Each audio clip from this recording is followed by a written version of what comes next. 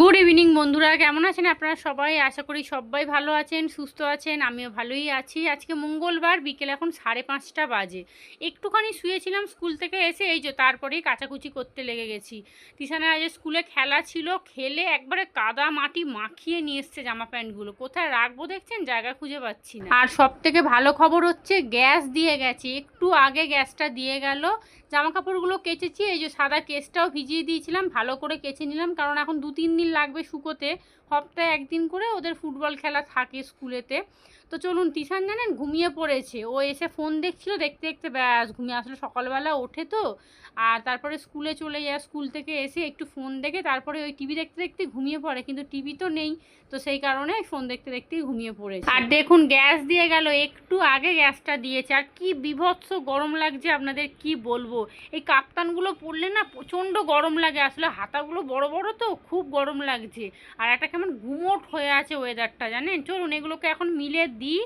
আর তিশান তো ঘুমোচ্ছে, এখন ঘুমোক, মোটামুটি 6:30টার দিক করে ডেকে দেবো সন্ধে হওয়ার আগে।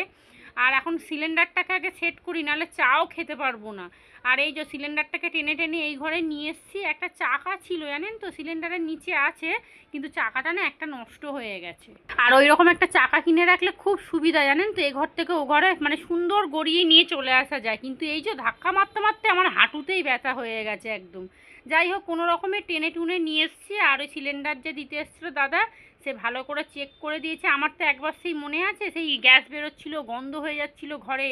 তারপর থেকে আমার যে কি ভয় লাগে আপনাদের কি বলবো। যখনই গ্যাস জ্বালাই না, আমার মনে হয় এই রে এক্ষুনি বোধহয় বাস্ট করবে। চলুন এখানে ভালোভাবে সেট করে নিয়েছি, গ্যাসটা জ্বালিয়েও দেখে নিলাম। আর আপনাদের বলছিলাম না যে আমার ওভেনটা খারাপ হয়ে গেছে, কেমন একটা আগুনের মতো জ্বলছিল না, ওই পুরো একদম প্রেসার কুকারটা পুরো কালি হয়ে গেছিলো। এই দেখুন, এইবারে আমি ঠিকঠাকভাবে রান্না করে দেখব যে এরপরেও কালি হচ্ছে কিনা। যদি হয় তাহলে বুঝবো একদম ওভেনটাই গেছে। আগে নিজের জন্য 1 কাপ লিকার চা বসিয়েছি, এটা খাবো। তারপরে ওই 8টার দিক করে না কেবিলের অফিসে যেতে হবে, গিয়ে কথা টথা বলে আসি। কি ব্যামো ধরেছে জানি না বাবা, কত মাসের টাকা পায় আমি দেখবো, দাঁড়ান না আগে যাই। এখন বাজে 8টা 10, এখন যাচ্ছি কেবিলের অফিসে ঝগড়া করতে। ঝগড়া করবো না, মানে কি আছে না আছে দেখবো, সেইভাবে টাকা পেমেন্ট করে চলে আসবো। আর এই গলিটা না পুরো ফাঁকা একদম, একটাও গাড়িও যায় না, কিচ্ছু না। সন্ধেবেলা তো আরও ফাঁকা, সকালবেলা তবু লোক যায়, এখন তো একদমই লোক যাবে না, পুরোই ফাঁকা একদম। এটা আমাদের এই রাস্তাটা দিয়ে না ওই স্টেশনেও যাওয়া যায়। সব থেকে বড় ভয় হচ্ছে কুকুরের, আর কিছু না। ওই 1-2 লোক যায় আসে, এই আর কি। চলুন চলে এসেছি। তুই চালা আগে দেখ চ্যানেল দিয়েছে নাকি। ও সেই 2023-এর খাতা বার করেছে। আমি যে পেমেন্ট করেছি গুগল পেতে, বলছে ওগুলো আপনার আগের পেমেন্ট। যে লোকটা টাকা নিয়ে গেছিলো তাকে নাকি ছাড়িয়ে দিয়েছে। দেখ কি চলছে না চলছে। আর টাকা আর বেশি নেই, 3 মাসে বললো, আর 1 মাসের পাবে পরের মাসে, একসাথে দিয়ে দিতে বলেছে। আমি বললাম অনেক চ্যানেল কেটে নিয়েছে, কার্টুনের চ্যানেল। যে লোকটা টাকা নিয়ে গেছে না, টাকা দেয়ইনি, ওকে নাকি ছাড়িয়ে দিয়েছে। রাত্রির এখন 9:30 বাজে, কেবিলের অফিস থেকে এসেছি তখন 8:30। আর আজকে রাতে কি রান্না বান্না করছি আপনাদের দেখিয়ে দিই। আলু সেদ্ধ, ভাত, ডিম সিদ্ধ, ঘি আনা হয়েছে, ওই দিয়ে খাওয়া হবে। আর এখানে আলু সেদ্ধটা মাখবো বলে একটু পেঁয়াজ কুচিয়ে নিয়েছি, ওটাই ভাজবো। আর এই যে কাঁচা আদা এনেছিলাম, অর্ধেকটা আদা জানেন পচে গেছে। মা কতবার বললো নিস না কাঁচা আদা, বেশি দিন ঘরে রাখতে পারবি না। কিন্তু ওই যে কথা শুনিনি, 1-150-র মতো নিয়ে নিয়েছিলাম, দেখছি অনেকটা পচে গেছে। তবে মাও নিয়েছিল, কিন্তু মার তো একদিনেই শেষ হয়ে যায়, সেই জন্য মায়ের অসুবিধা হয় না। কিন্তু আমার যেহেতু অনেকটা আদা, তো আমার ওই রেখে রেখে অনেকটা পচে গেছে।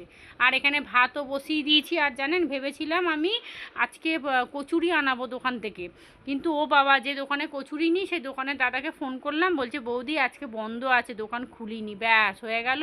এই করতে করতেই 9:30 বেজে গেল। আজকের গল্প শেষ। গুড মর্নিং বন্ধুরা, আজ হলো নেক্সট ডে। সকাল এখন বাজতে যায় 7:30টার মতো। রান্নাবান্না এখানে চাপিয়ে দিয়েছি। আজকে কিন্তু বুধবার, পরের দিন সকাল থেকে আবার ব্লগটা কন্টিনিউ করছি। আজকে রান্না করব চিকেনের ঝোল আর ভাত। মা যে চিকেন নিয়ে এসেছিলো রবিবার বিকেলবেলা, তো সেটা সলিড মাংসগুলোকে আলাদা করেছি। যা মাংস আছে মোটামুটি তন্ময়রা তিশানের হয়ে যাবে, আমার বেলায় কিছু একটা করব আমি। আর প্রেসারে আলু সেদ্ধটা বসিয়ে দিয়েছি, আলু সেদ্ধ মানে ওই মাংসর আলুটা বসিয়েছি। আর এখানে এবারে মাংসটা বসিয়ে দিচ্ছি, আর ওদিকে ভাতটাও ফুটিয়ে বন্ধ করে দিয়েছি। আর আজকে যেহেতু মাংসর ঝোল ভাত করব, তো আজকে একটু দেরি করে ঘুম থেকে উঠেছি, এখন প্রায় 7:45 মতো বাজতে যায়, জানি না আমার রান্নাবান্না কখন হবে। ফ্রিজের মাংস জানেন তো খুব বেশিক্ষণ করতে সময় লাগে না, একটু টাটকা মাংসটা কিন্তু টাইম লাগে সিদ্ধ হতে, কিন্তু ফ্রিজের মাংস খুব তাড়াতাড়ি সিদ্ধ হয়ে যায়, 2-3 দিন আছে তো মোটামুটি হয়ে যাবে মনে হচ্ছে। পেঁয়াজ দিয়ে দিয়েছি, আর ওই মশলাটা করে নিয়েছিলাম একেবারে মিক্সির মধ্যে, টমেটো, আদা, রসুন, কাঁচা লঙ্কা সব পেস্ট করে নিয়েছিলাম, ওই মশলাটাই দিয়ে দিলাম, অল্প করে একটুখানি গুঁড়ো লঙ্কা আর দিলাম কাশ্মীরি লঙ্কা, ব্যাস এটাকে এবার চাপা দিয়ে ভালো করে কষিয়ে নেবো। আর এদিকে কিন্তু আমি চাটাও বসিয়ে দিয়েছি, এখন কটা বাজে জানেন, 8টা। আর আজকে সব থেকে একটা গড়বড় হয়ে গেছে, সেটা হচ্ছে ওই মাংসর আলুগুলো না বেশি সিদ্ধ করে ফেলেছি, এখন সেটা নিয়ে চিন্তা করছি কি করব এখন। ভাতটাও এদিকে গ্যাসটা অন করে দিলাম, একবার ফুটলে তারপরে উবুর করে দেবো। চাটা তন্ময়কে দিয়ে চলে আসবো।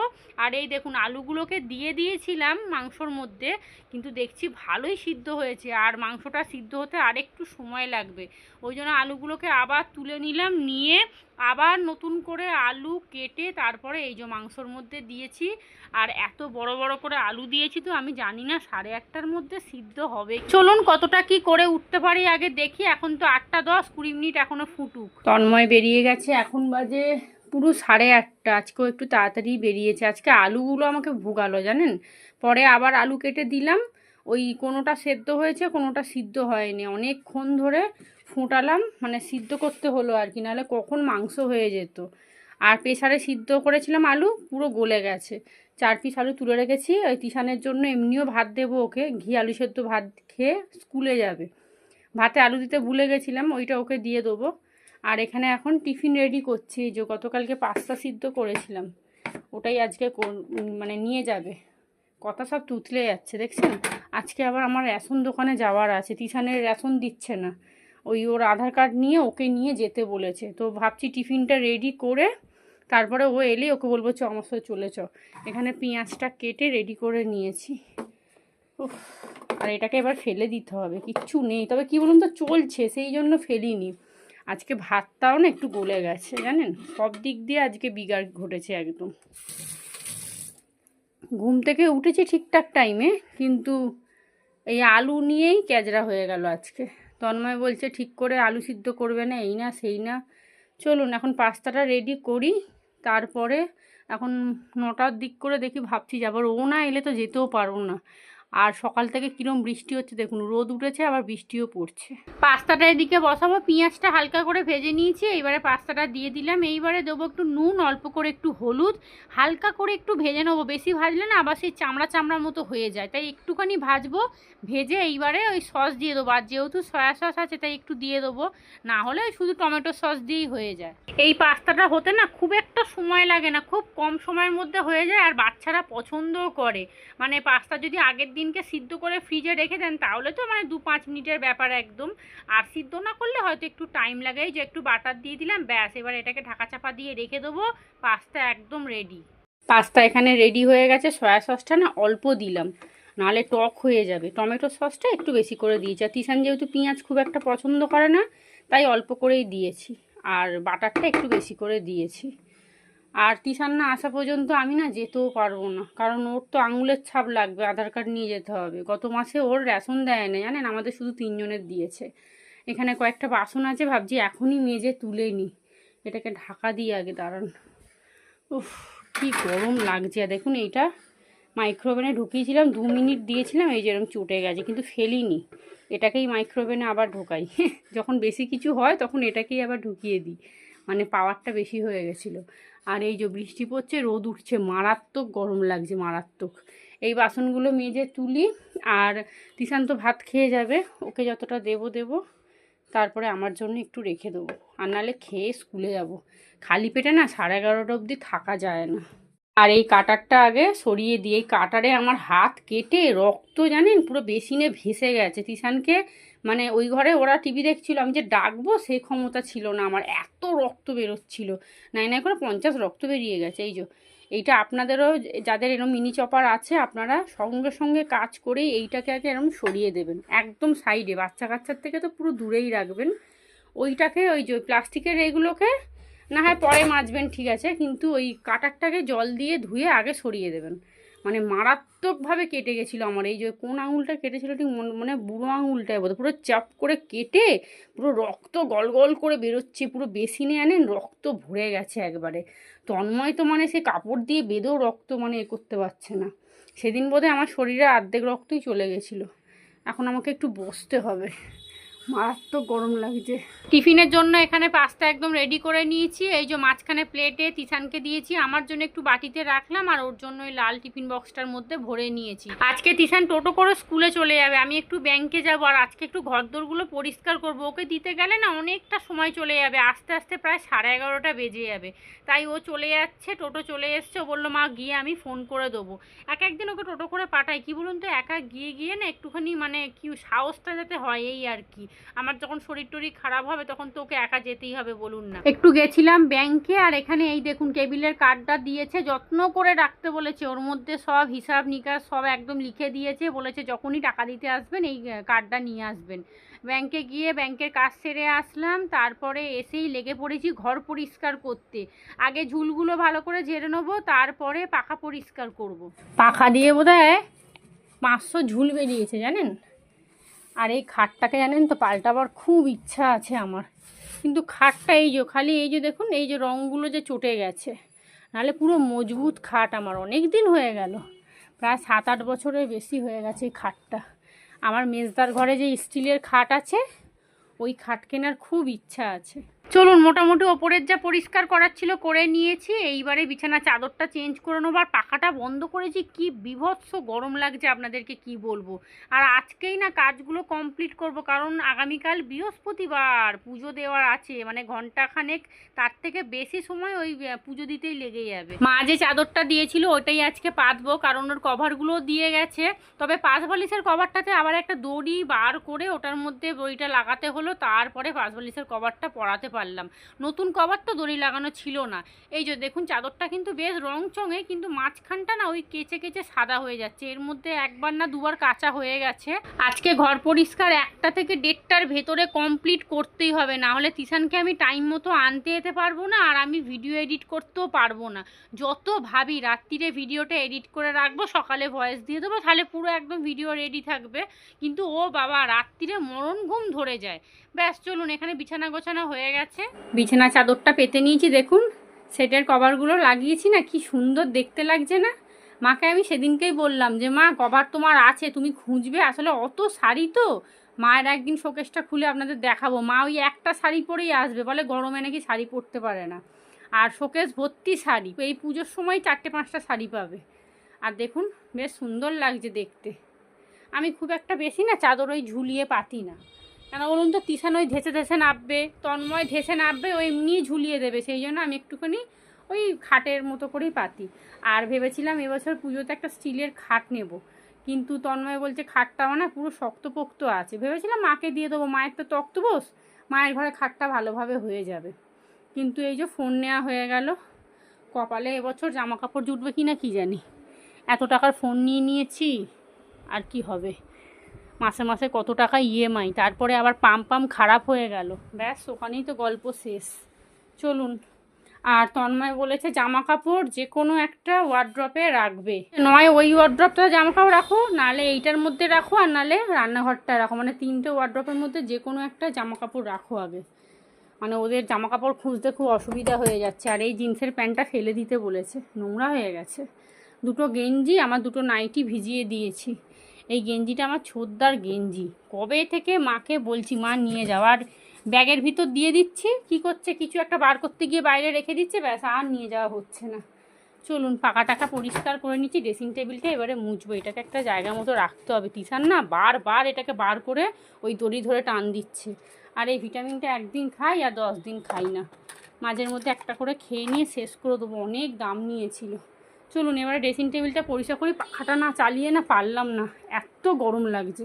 ড্রেসিং টেবিলটা পরিষ্কার করব, দেখুন খালি ঝুলে আর ওই ধুলোতে ভর্তি, মানে ঝুলের থেকে বেশি ধুলো দেখছি এখানে, সাদা হয়ে গেছে দেখছেন। ওই জায়গাটা না একটু স্কচ ব্রাইট দিয়ে ঘষলে ভালো হতো, কিন্তু আজকে আর করব না। সব একসাথে করতে গেলে জানেন তো মাথা যন্ত্রণা করবে আর শরীরও ঠিক থাকে না, মানে ওই দুপুর হলেই না তখন হাত পা কেমন ছেড়ে ছেড়ে দেয়। একসাথে অত কাজ এখন আর করতে পারি না, এতেই মনে হয় যে বয়স বাড়ছে আমার। চলুন এখানে হয়ে গেছে ড্রেসিং টেবিল পরিষ্কার। চিরুনিগুলোর অবস্থা দেখছেন, বাপরে বাপ, মানে 2 সপ্তাহ ছাড়া ছাড়া পরিষ্কার করি তাতেও দেখছি হচ্ছে না, কারণ বাবা ছেলে এত মাথায় তেল দেয় যে পুরো চিরুনি তেলে চপচপ করে একদম।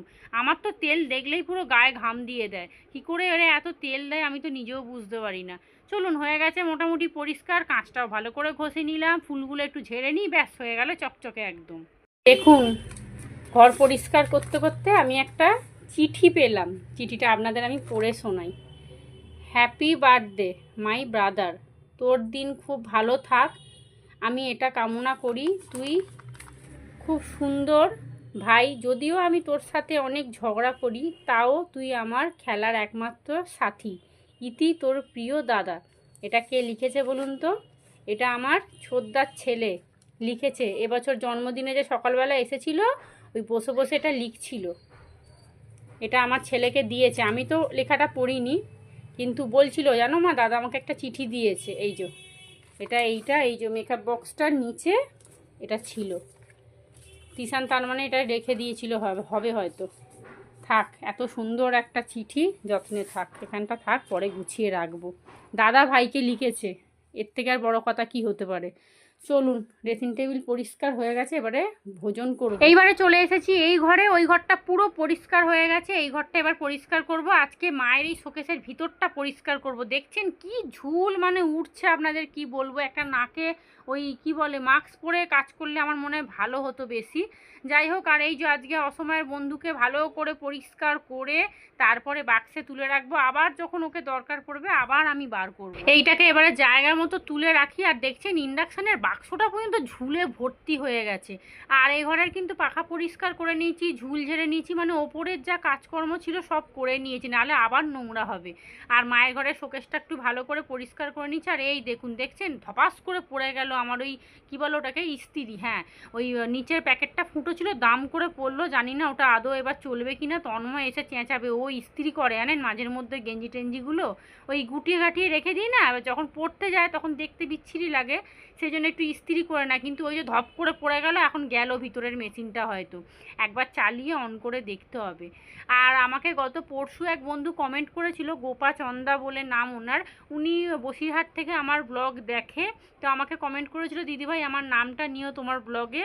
তো আমি না ভুলে গেছি জানেন তো, আমি গতকালকে ব্লগ দিলাম, আমি যে নামটা নেব আমার একদম মাথায় ছিল না। যাই হোক আজকে মনে পড়ে গেল। তো যাই হোক, অসংখ্য ধন্যবাদ। আমাকে কিছু কিছু বন্ধু রোজ কমেন্ট করে, আমার খুব ভালো লাগে। আসলে কি বলুন তো, নতুন চ্যানেল তো, 2-1টা কমেন্ট না এখন আমার কাছে একটা উপহারের সমান হয়ে গেছে। আমাকে অনেক ভালো মন্দ কথা বলে, তারপরে শরীর খারাপ হলে অনেক কিছু আমাকে সাজেশান দেয় যে দিদি এটা করো, দিদি ওটা করো।